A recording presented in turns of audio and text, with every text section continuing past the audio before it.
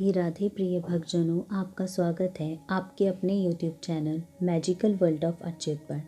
आज हम इस वीडियो में श्रीमद् भागवत महापुराण में आगे की कथा सुनेंगे।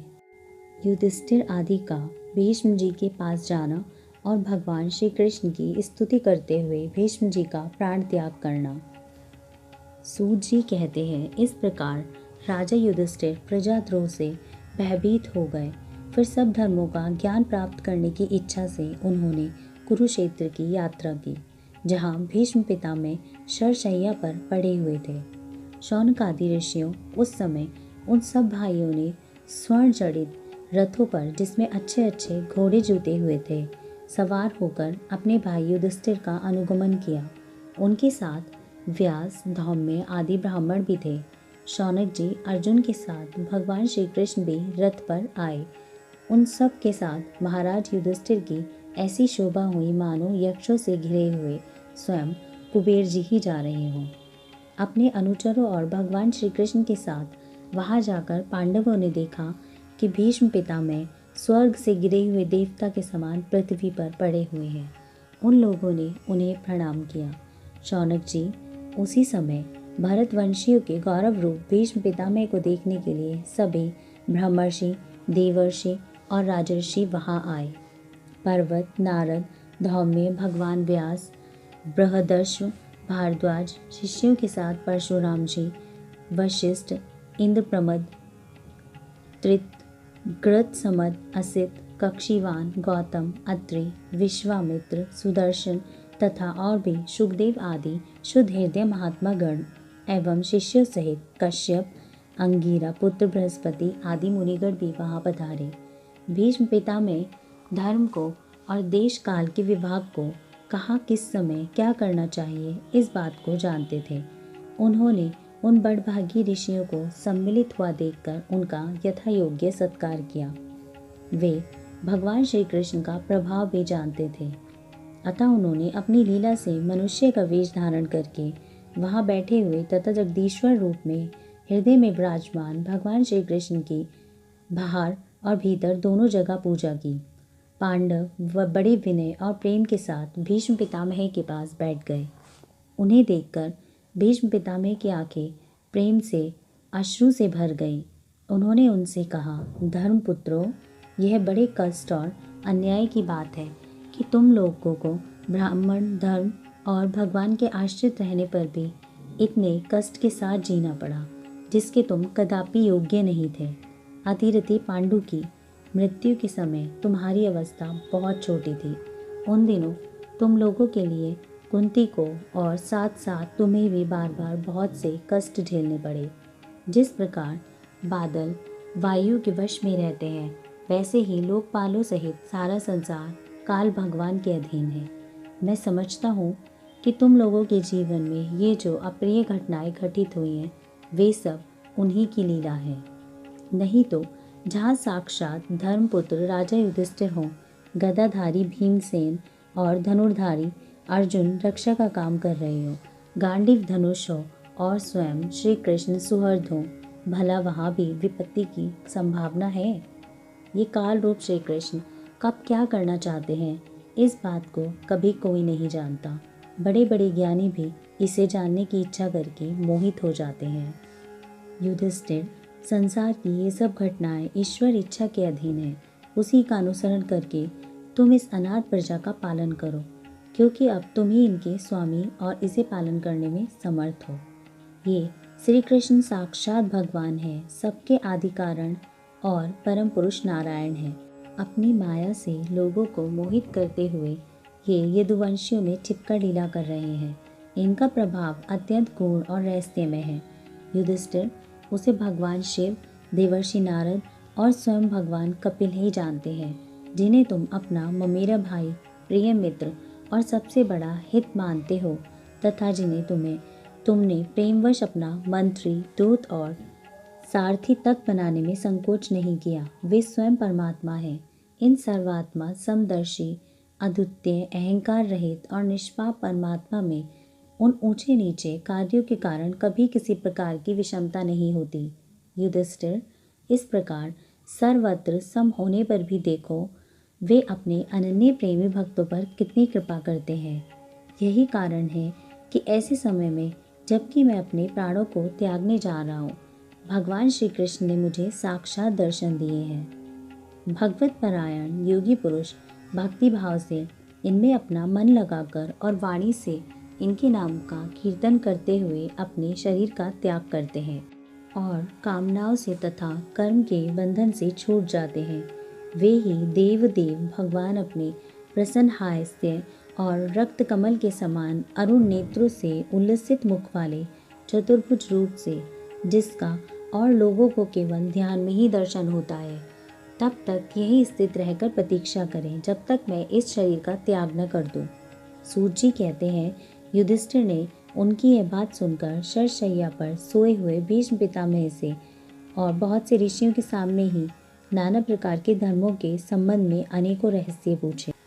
तब तत्ववेत्ता भीष्म पितामह ने वर्ण और आश्रम के अनुसार पुरुष के स्वाभाविक धर्म और वैराग्य तथा राग के कारण विभिन्न रूप से बताए हुए निवृत्ति और प्रवृत्ति रूप द्विविध धर्म, दान धर्म, राजधर्म, मोक्ष धर्म, स्त्री धर्म और भगवत धर्म, इन सब का अलग अलग संक्षेप और विस्तार से वर्णन किया। शौनक जी इनके साथ ही धर्म, अर्थ, काम और मोक्ष, इन चारों पुरुषार्थों का तथा इनकी प्राप्ति के साधनों का अनेकोपाख्यान और इतिहास प्राप्ति के साधनों का और इतिहास सुनाते हुए विभागशः वर्णन किया। भीष्म पितामह इस प्रकार धर्म का प्रवचन कर ही रहे थे कि वह उत्तरायण का समय आ पहुंचा, जिसे मृत्यु को अपने अधीन रखने वाले भगवत परायण योगी लोग चाहा करते हैं। उस समय हजारों रथियों के नेता भीष्म पितामह ने वाणी का संयम करके मन को सब ओर से हटाकर अपने सामने स्थित आदि पुरुष भगवान श्री कृष्ण में लगा दिया। भगवान श्री कृष्ण की सुंदर चतुर्भुज विग्रह पर उस समय पीताम्बर फहरा रहा था। भीष्म जी की आंखें उसी पर एकटक लग गईं।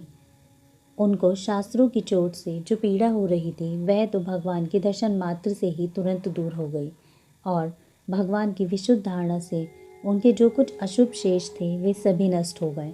अब शरीर छोड़ने के समय उन्होंने अपनी समस्त इंद्रियों के वृत्ति विलास को रोक दिया और बड़े ही प्रेम से भगवान की स्तुति की।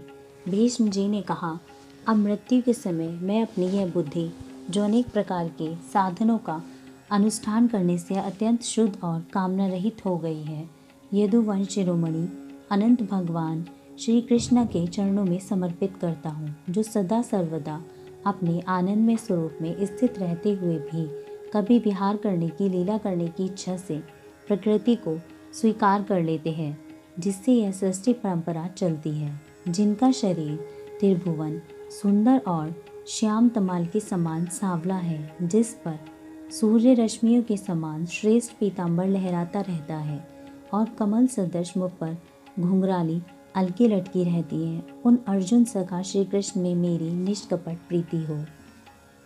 मुझे युद्ध के समय की उनकी यह विलक्षण छवि याद आती है। उनके मुख पर लहराते हुए घुंघराले बाल घोड़ों की टाप की धूल से मटमैले हो गए थे और पसीने की छोटी छोटी बूंदें शोभायमान हो रही थी। मैं अपने तीखे बाणों से उनकी त्वचा को बींध रहा था। उन सुंदर कवच मंडित भगवान श्री कृष्ण के प्रति मेरा शरीर, अंतःकरण और आत्मा समर्पित हो जाए। अपने मित्र अर्जुन की यह बात सुनकर जो तुरंत ही पांडव सेना और कौरव सेना के बीच में अपना रथ ले आए और वहां स्थित होकर जिन्होंने अपनी दृष्टि से ही शत्रु पक्ष के सैनिकों की आयु छीन ली, उन पार्थ सखा भगवान श्री कृष्ण में मेरी परम प्रीति हो।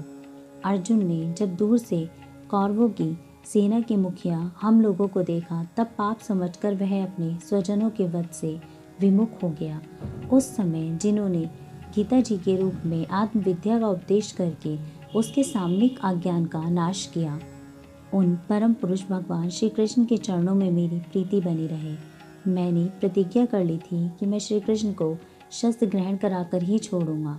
उसे सत्य और ऊंची करने के लिए उन्होंने अपनी शस्त्र ग्रहण न करने की प्रतिज्ञा तोड़ दी। उस समय वे रथ से नीचे कूद पड़े और सिंह जैसे हाथी को मारने के लिए उस पर टूट पड़े। वैसे ही रथ का पहिया लेकर मुझ पर झपट पड़े। उस समय वे इतने वेग से दौड़े कि उनके कंधों का दुपट्टा गिर गया और पृथ्वी कांपने लगी। मुझ आतताई ने तीखे बाण मार मार कर उनके शरीर का कवच तोड़ डाला था, जिससे सारा शरीर लहूलुहान हो रहा था। अर्जुन के रोकने पर भी वे बलपूर्वक मुझे मारने के लिए मेरी ओर दौड़े आ रहे थे। वे ही भगवान श्री कृष्ण जो ऐसा करते हुए भी मेरे प्रति अनुग्रह और भक्त वत्सलता से परिपूर्ण थे, मेरी एकमात्र गति हो, आश्रय हो। अर्जुन के रथ की रक्षा में सावधान जिन श्री कृष्ण के बाएं हाथ में घोड़ों की रास थी और दाहिने हाथ में चाबुक, इन दोनों की शोभा से उस समय जिनकी अपूर्व छवि बन गई थी तथा महाभारत युद्ध में मरने वाले वीर जिनकी छवि का दर्शन करते रहने के कारण साखुप्य मोक्ष को प्राप्त हो गए, उन्हीं पार्थ सारथी भगवान श्री कृष्ण में मुझ मरणासन की परम प्रीति हो, जिनकी लटकीली सुंदर चाल, हाव भाव युक्त चेष्टाएं, मधुर मुस्कान और प्रेम भरी चितवन से अत्यंत सम्मानित गोपियां रासलीला में उनके अंतर्ध्यान हो जाने पर प्रेम उन्माद से मतवाली होकर जिनकी लीलाओं का अनुकरण करके तन्मय हो गई थी, उन्हीं भगवान श्री कृष्ण में मेरा परम प्रेम हो। जिस समय युधिष्ठिर का राजसूय यज्ञ हो रहा था, मुनियों और बड़े बड़े राजाओं से भरी हुई सभा में सबसे पहले सबकी ओर से इन्हीं सबके दर्शनीय भगवान श्री कृष्ण मेरी आंखों के सामने पूजा हुई थी। वे ही सबके आत्मा प्रभु आज इस मृत्यु के समय मेरे सामने खड़े हैं।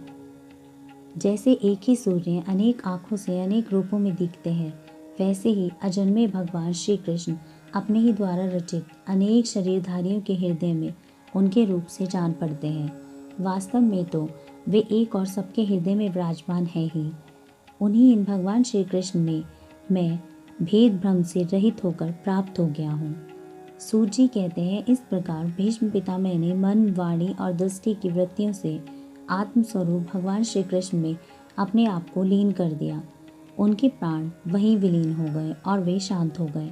उन्हें अनंत ब्रह्मा में लीन जानकर सब लोग वैसे ही चुप हो गए, जैसे दिन के बीत जाने पर पक्षियों का कलरव शांत हो जाता है। उस समय देवता और मनुष्य नगाड़े बजाने लगे। साधु स्वभाव के राजा उनकी प्रशंसा करने लगे और आकाश से पुष्पों की वर्षा होने लगी। शौनक जी, युधिष्ठिर ने उनके मृत शरीर की अंत्येष्टि क्रिया कराई और कुछ समय के लिए वे शोकमग्न हो गए। उस समय मुनियों ने बड़े आनंद से भगवान श्री कृष्ण की उनके रहस्यमय नाम ले लेकर स्तुति की।